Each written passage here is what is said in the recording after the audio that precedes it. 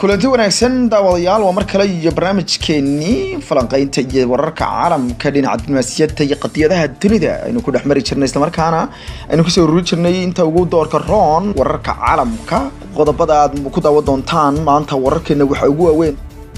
dalka Qatar oo hubkii ugu lixaadka weynaa ama ugu badnaa ee diyaaradaha kala soo wareegaya dalka Britain iyadoo dhaqaalihii ugu xooganaan ay galiyeen diyaaradaha dagaalka Typhoonka dalalka Islaamka ama ururka Islaamka ee lagu wado in uu maalinta Arbacada shirkooda ka furmo magaalada Istanbul ee dalkaasi Turkiga oo loogu baaqay inay qaadaan talaabo ka soo horjeeda tan Mareykanka iyaguna ay ku dhawaaqaan inay caasimadu aqoonsan yihiin magaalada Qudus ay leedahay Falastiin sidoo kale waxaad ku maqli doontaan Turkiga iyo yuhuuda oo hadaladii ugu adkaa isdhaafsaday isla markaana marxalad adag ay dhex marayso qodobada kale aad daawan doontaan qodobadeena ama wararkeena kamid ah waxaa kamid ah Francisco oo iyaguna qadiyada ka hadlay Israa'iil oo ergadii ugu badneed u dirtay Yurub iyadoo raadinaysa taageero inay ka hesho dalalka reer Yurub iyo waliba jawaabta laga bixiyay oo Yurub oo mowqifkeeda cadeysay qodobadaas iyo kuwa kale ay ku daawan doontaan barnaamijka falanqaynta iyo caalamka waa 12 bishii 12 2017 waa wararkeennii caalamka aan ku bilaabay shirkad Francisco laga leeyahay ee la yiraahdo talis ee samaysa caanaha caruurta ama dhalaanka ayaa amartay in dib loo soo celiyo caanaha ay soo saareen meesha ay doonaan caalamka ka yaaleen iyaga oo ka cabsi qaba in ay ku jirto bakteeriyada wax qurmisa ee xanuunada ka dhashaan ee la yiraahdo salmonella wasaaradda caafimaadka Francisco ayaa sheegtay in 26 caruur ah oo dalkaas ku nool ay xanuunsadeen horaantii bishan bilowga ah ee December dib soo celinta ayaa saameyn doonta baa leeyahay caano la geeyay suuqyada dalalka Britain, China, Pakistan iyo Bangladesh iyo Sudan waxay saameynaysaa baa leeyahay boqolaal caano buda ah oo dunida loo suuq geeyay iyagoo kala noocyo ah iyadoo kala ah baa leeyahay noocyada la kala yiraahdo mel biscuit iyo waliba sally Lactalis waa mid kamid ah shirkadaha ugu waaweyn ee dunida ee caanaha soo saar Michael Nallet oo ah afayeen u hadlay shirkadda ayaa wakaalada wararka AFP u sheegay in ku dhawaad 7,000 oo tan oo wax soo saarkooda ah ay wasakhoobeen laakiin shirkadu aysan wali awoodin inay sheegto inta la isticmaalay ama xaddiga wali suuqyada ku jira Lactalis ayaa rumaysan in bakteeriyada salmonella ay ka soo raacday dhismo ay leedahay shirkadda oo ku yaala magaalada Crown ee waqooyi galbeed ee Francisco dhismahaas ayayna ku qalaji jirtay caanaha daqiiqda ah ama caanaha la budeeyay kuwaas oo kolkaasi lagu markaasi qalaji jiray dhammaan caanihii lagu sameeyay halkaas ama dhismahaas tan iyo bartamihii bishii Febraayo sanadkan ayay shirkadu ka dalbatay in la soo celiyo dunida waxayna qaaday talaabooyin dheeraad ah oo ay mashiinada kaga dilayso baa bakteeriyada isla markaana ay uga badbaadinayso maaha markii koobaad ee shirkad samaysa caanaha caruurta ay soo food saarto cabsi caafimaad oo dhalaanka 6 caruur ah ayaa dhimatay 300 oo kun oo kalena way xanuunsadeen kadib markii shirkad Shiinaha laga leeyahay oo ay kiimikooyin ku dartay caanihii caruurta ay soo saareysay taasoo dhalisay markaasi buuq weyn oo ka dhalisay dalkaasi China sanadkii hore halka nagala socotaana waa Hurfadhi Media waa wararkii ugu dambeeyay ee dunida carada laga qaaday furitaanka ama raditaanka safaaradda Mareykanka ee madaxweyne Donald Trump uu amray ayaa wali ka sii socota caalamka magaalooyinka waaweyn ee dunida Islaamka ee kamid yihiin magaalada Indonesia caasimadda waa Jakarta magaalada Rabat ee xarunta dalkaasi Algeria iyo waliba magaalooyin kale ayaa dhamaantood waxaa ka soconaya wali mudaharaadyo waaweyn oo looga soo horjeedo amarka madaxweyne Donald Trump uu ku dalbaday in dalkaasi ay u guuray dalka safaaraddaas ay ku leedahay Israa'iil ay soo rarayaan magaalada Qudus ee barakaysan wararka ayaa soo baxaya iyadoo magaalada Jakarta ee xarunta dalkaasi Indonesia ay kumanaan ruux isugu soo baxeen kuwaas oo dalbanaya in markaasi laga noqdo go'aanka isla markaana si weyn u daadifeenaya go'aanka madaxweyne Donald Trump oo arkaan mid kaligii qaadasho isla markaana ku tumanaya xuquuqda markaasi aadanaha iyo xuquuqda dadka reer Falastiin iyadoo shuruucda caalamiga ah la baalmaray qaramada midoobay ayaa iyaduna waxay ka digtay in mudaharaadyada iyo dhibaatooyinka ay dhalisay carada arintaasi ay muujin karto bay yiraahdeen sida markaasi ay dunidu wali u taageersan tahay bay yiraahdeen labadii qodob ee lagu gaaray magaalada Oslo ee xarunta dalkaasi Norway ee loo jiray Oslo Accords waxayna sheegtay qaramada midoobay mar walba inay taa dhowrayso madaxweynaha Indonesia Joko Widodo ayaa cambaarayay go'aanka madaxweyne Trump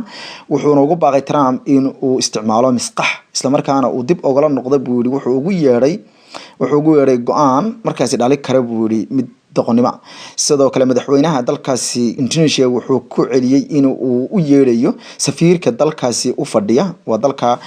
Mareykanka magaalada Jakarta ee xarunta isla markaana ay su'aalo ka weydiinayaan go'aanka madaxweynaha Mareykanka Trump Widodo wuxuu sidoo kale sheegay in uu ku wajahan yahay magaalada Istanbul ee xarunta dalkaasi isagoo kaga qayb galaya shirka weyn ee ka dhacaya halkaasi ee dunida islaamku isugu imaan doonto wuxuuna sheegay in uu arintaasi ka qaado doono doorka dalkiisa isagoo muujinayay sida uu doonayo inuu u dajiyo markaasi dadka faraha badan magaalada caasimada oo ah dalkaasi Morocco ee Rabat ayaa iyadana kumanaan kun oo qof isugu soo baxeen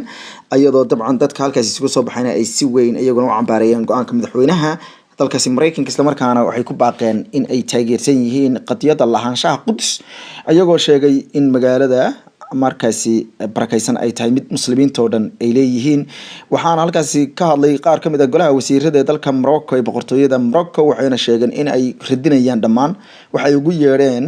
talaabooyinka madaxweynaha Mareykanka waxayna ugu baaqeen dadka reer Falastiin in ay iyaguna ay sabraan isla markaana ay xijistaan waqtiga adag iyagoo sheegay in ay xaaladda marxaladan ay ka gudbi doonaan isla markaana waxaa lagu baaqay dhamaan in la dhigo banaanbaxyo salmi ah oo nabadgelyo ah kuwaas oo markaasi lagu muujinayo si loo diidan yahay go'aanka Donald Trump halka nagala socotaan waa warfadhi media wararkii ugu dambeeyay dunida weeye ra'iisul wasaaraha dalkaasi yuhuuda Netanyahu ayaa doonaya inuu helo dalal ku taageera qadiyadan wuxuu caqlabtiisii ugu horeysay dhigay magaalada Paris ee xarunta dalkaasi Faransiiska isagoo la kulmay madaxweyne Macron waa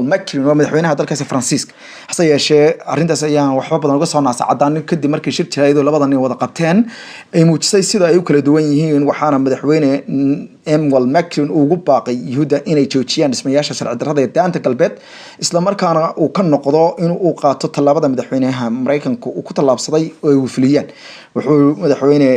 Macron uu ka digay in qadiyada labada gobol ama labada dal ay kaliya marxaladooda ay noqon karto iyagoo ku heshiiyay magaalada caasimada ka wada dhigta gaar ahaan qaybta barakaysan ee bariga magaalada looga dhigo caasimada dalka Falastiin madaxweyne Macron ayaa wuxuu sheegay in Faransiisku uu dhowrayo sharciyada caalamiga international law-ga isla markaana uu diidan yahay in talaabo hal dhinac lagu qaato hase yeeshee ra'iisul wasaaraha yuhuuda ayaa wuxuu sheegay in uu doonayo in uu sheego in 3,000 sano ka hor ay halkan u ahayd caasimad wuxuuna sheegay in ay yuhuudu xuquuq u leeyihiin in iyagu yeeshaan magaalada balse wuxuu sheegay sidoo kale in dhawaan ay rumaysan doonaan ama markaasi ay runta dhadhami doonaan buuri reer Falastiin markaana ay adeeci doonaan qaadan doonaan talaabo dhinaca nabadgelyada ah oo ay aqbali doonaan lahaanshaha magaaladaas kahor intuusan waanba bixin magaalada Brussels waxaana magaalada Brussels ee midowga Yurub xarunta u ah kusoo dhaweysay gabadha madaxa arrimaha dibadda u qaabilsan midowga reer Yurub ee la yiraahdo Federica Mogherini oo qaabishay ay madaxweyne ra'iisul wasaaraha yuhuuda ayaa waxay u sheegtay in doorka reer Yurub ee arinta ku saabsan iyo go'aanka wali halkiisii yahay waxayna sheegtay in aysan qaadi doonin talaabo ka dhanahan siyaasadda caalamiga ah ee ku saabsan bay yiraahdeen magaalada iyo marxaladeeda oo ay u arkaan magaaladu inay tahay magaalo caalami isla markaana qadiyadeedu ay tahay inay ku heshiyaan labada dal ee Falastiin iyo Israel Federica Mogherini waxay ku baaqday inaan la sameynin dagaal iyo dhibaato ka dhana yuhuuda balse waxay sheegtay inaysan adeecsanayn bay tiri haday yihiin reer Yurub in la qaado talaabooyin iyo dhibaato cadaadis oo ka dhana yuhuuda balse waxay sheegtay in aysan ogolaad doonin inay go'aan hal dhinac taageeraan iyadoo sheegtay in go'aankii madaxweyne Trump uu ahaa mid khaldan Federica Mogherini ayaa u cadaysay ra'iisul wasaare Netanyahu inaysan Yurub qadiyada ay halka ay ka taagan tahay xog ka bedeli doonin isla markaana ay Jerusalem ama Quds u aragto magaalo ay tahay inay ka wada hadlaan Falastiin iyo Israel wixii ay kaga heshiyaan ee dhinaca nabadda ah ay caalamku tahay inay taageerto balse hal qolo oo la saftaa ay soo dedeji karto dhibaato xoogan oo dunida qasta ayay tiri Mrs Mogherini madaxweynaha dalkaasi Turkiga Rajab Tayyip Erdogan ayaa weerar bahsan si weyn ugu qaaday yuhuuda isla markaana ra'iisul wasaaraha dalkaasi iyo maamulka dawladda dalkaasi Israel ku eedeeyay in ay yihiin kuwa dilayaal Rajab Tayyip Erdogan madaxweynaha Turkiga ayaa wuxuu sheegay isagoo hadlayay ayaa wuxuu ku eedeeyay dowladda dalkaasi Israel in ay tahay dhiig yacbo markaasi dila ayuu yiri ama laaya dadka wuxuu yiri reer Falastiin wuxuu sheegay isagoo madaxweyne Rajab Tayyip Erdogan hadalkiisu ka jeedinayay magaalada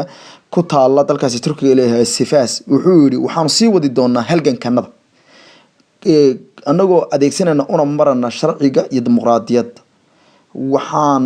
ku mideed doonaa magaalada Istanbul oo ku qaban doono shirka dalalka iyo hogaamiyaasha islaamka iyo madaxda gobolada ee dalalka muslimiinta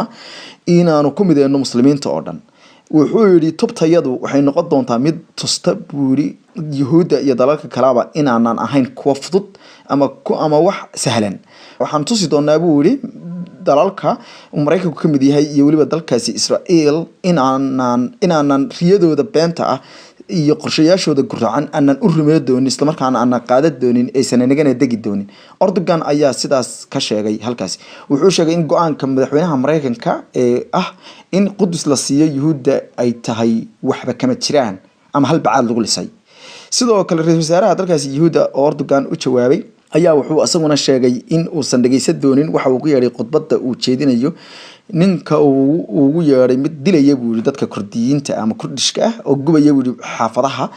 ayadoo hadallada kulkulay isdhaafsadeen labada nin ay haayeen kuwa aad iyo aad u kula ahaanaha kuwii ugu daraa abid wuxuu sheegay inuu Erdogan uu xirxiro wariyaasha sidoo kalena uu caawiyo buuri in Iran ay ka baxsato sharciyada caalamiga iyo cunaqabataynta isla markaana Iran uu yahay kan naaxiyay iyo inuu taageero buuri argixisada ku sugan magaalada Gaza oo la jeedo Hamas sidoo kalena uu dilo buuri dad aan waxba galabsan hase yeeshee madaxweyne Rajab Tayyip Erdogan ayaa wuxuu sheegay in Israel ay tahay dal ama gobol argagixiso oo uu sheegay in ay dilaan caruurta naagaha haweenka isla markaana dhiiga ay ku falaxashaan hadalka ra'iisul wasaaraha Israel Netanyahu ayaa isagana waxa si weyn uga jawaabay afayeenka iyadoo hadalka ra'iisul wasaare Netanyahu uu ka dambeeyay hadalka ama khudbadda madaxweyne Rajab Tayyip Erdogan ayaa si weyn uga jawaabay afayeenka madaxweynaha dalkaasi Turkiga ninka la yiraahdo Ibrahim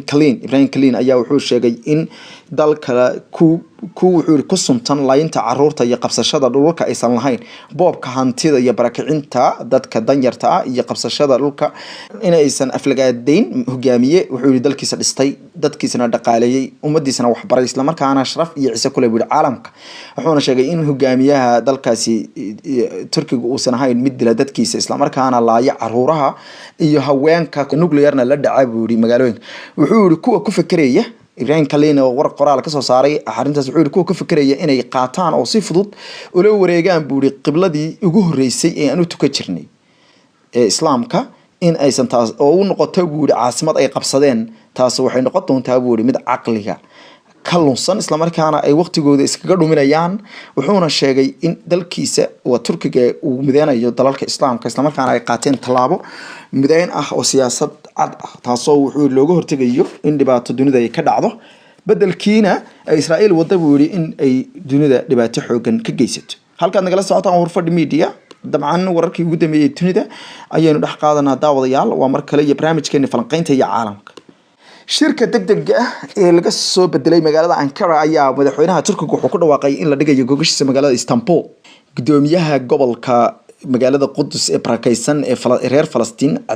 Adnan al-Hussein ayaa ugu baaqay shirka muslimiinta ee qabsoomi doona maalinta Arbacada ah in looga baahan yahay inay qaataan talaabo ka dhan ah tan wuxuu yiri Mareykanku qaatay wuxuu ugu baaqay ururka la yiraahdo the Organization of Islamic Cooperation Conference in ay shirka ay ku qabsanayaan magaalada Istanbul oo noqdo mid madadala isla markaana ka baahsan ama ka fog buuri in ay waraaqo wax lagu soo qoro wuxuuna ka dalbaday inay si weyn ugu dhawaaqaan dalalku in magaalada Qudus ay caasimada Falastiin isla markaana ay aqoonsadaan oo ay safaaradahoodana iyaguna u diyaariyaan inay u soo raraan wuxuu sheegay al-Husseini in hadii ay yihiin reer Falastiin iyaguna ay diyaar u yihiin in ay xoreeyaan isla markaana ay qaataan buuri markaasi talaabo dadaal leh oo intifaadada ay markaasi xoojiyaan sida uu sheegay wuxuu sheegay in go'aanka madaxweynaha Donald Trump uu ahaa buuri bam lagu soo dhex tuuray gobolka bariga dhexe isla markaana burburiyay buuri ama burburid doona buuri talaabo kasta oo la doonayay in dhinaca nabadda loo qaado ama loo bilaabo wuxuu sheegay in go'aankoodu uu yahay kan carabtu ay qaateen iyo kan muslimiintu ay qaateen iyo kan dunida oo dhan laga qaatay isla markaana ay ilaalinayaan buuri qaraarkii la oran jiray Oslo Accords la kala saxeexay ama labadii qaraar ee la oran jiray Oslo Accords ee 1993 iyo 95 lagu saxeexay kaasoo ka dhigayay magaalada in ay wada yeeshaan labada daraf gaar ahaan dhinaca bariga ay noqoto caasimadda Falastiin. Dowladda Qatar ayaa 6 bilyan oo gini ku iibsanaysa diyaaradaha dagaalka ee Typhoon ee Eurofighters kala yiraahdo. dowladda Britain ayaa sheegtay in kumanaan qof ay shaqo u abuuri doonto bay tiri arrintaasi isla markaana ay noqon doonto mid ay dowladda dalkaasi Britain lafteedu ka faa'iido. Shirkadda Bay ayaa shaqaalaysiinaysa 5,000 oo qof si ay u samayso diyaaradaha ay dalbatay dowladda Qatar iyo qaar ka mid ah dowladaha khaliijka ee khilaafka uu kala dhaxeeyo. Qatar ayaa shubtay qayb ka mid ah lacagtii isla markaana carboontii oo jeega farta ka saartay dalka Britain. maamulka Qatar ayaa loo sameeyaa ilaa 24 diyaaradood waxaana loo tababarayaa ciidamadii ku shaqeyn lahaa diyaaradaha ama duuli lahaa inta ilaa sanadka 2022. heshiiska waxaa magaalada Doha ku saxeexay xogayaha difaaca Britain Gavin Williams iyo dhigiisa dalkaasi Qatar Khalid bin Mohammed Al-Atiya oo shirka ka hadlay ayaa sheegay in Qatar ay doonayso ama daneynayso inay ballaariso awoodeeda military cirka dhulka iyo badda. Madaxa shirkadda Bay Charles Woodburn oo asaguna shirka ka hadlay wuxuu sheegay in heshiisku uu bilow u noqonayo xiriir dheer oo yeeshaan buuri militariga Qatar iyo shirkadda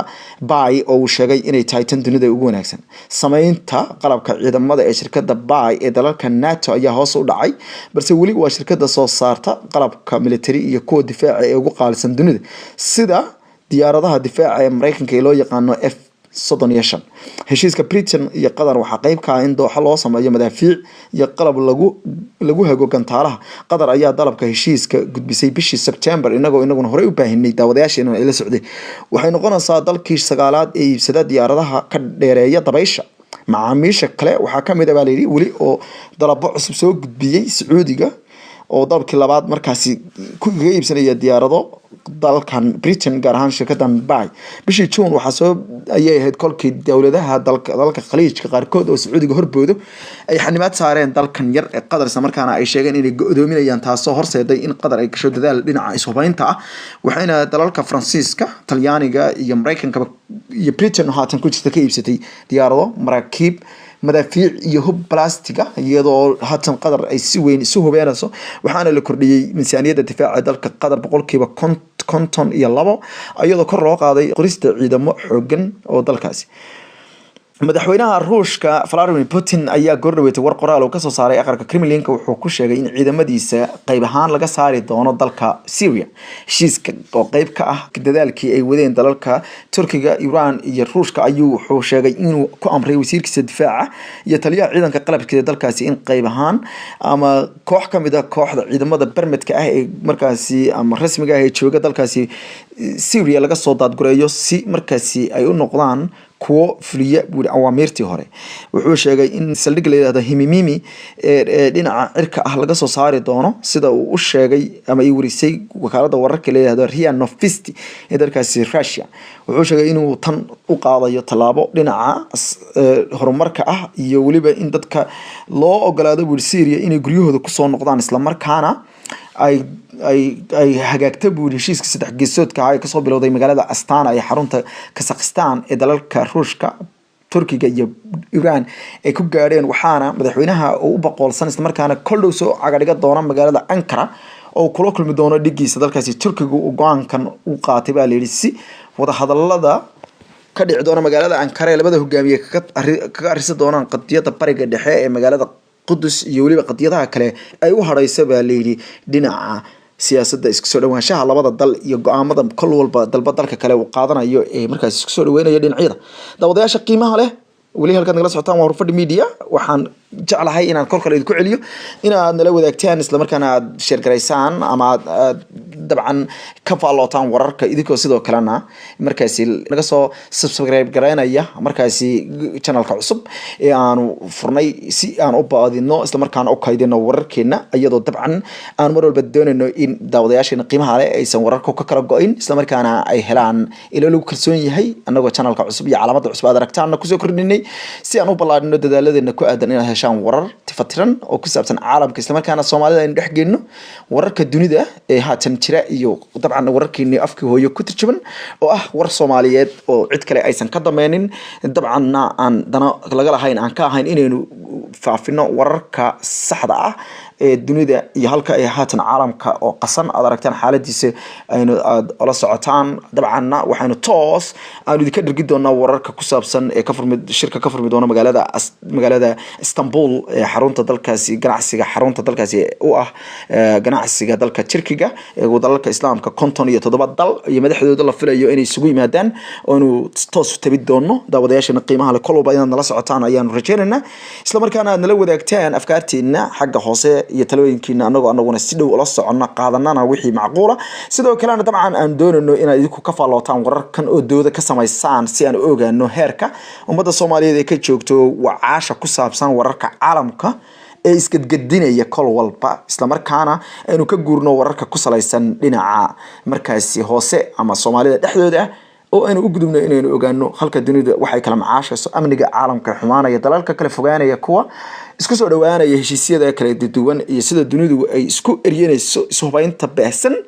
kolba inaan anaguna wararka idii dhex geeyno idii soo tarjino warar saxan idii siino waa balantayada iyo mas'uuliyadayada hadii alle noo fududeeyo amaana Allah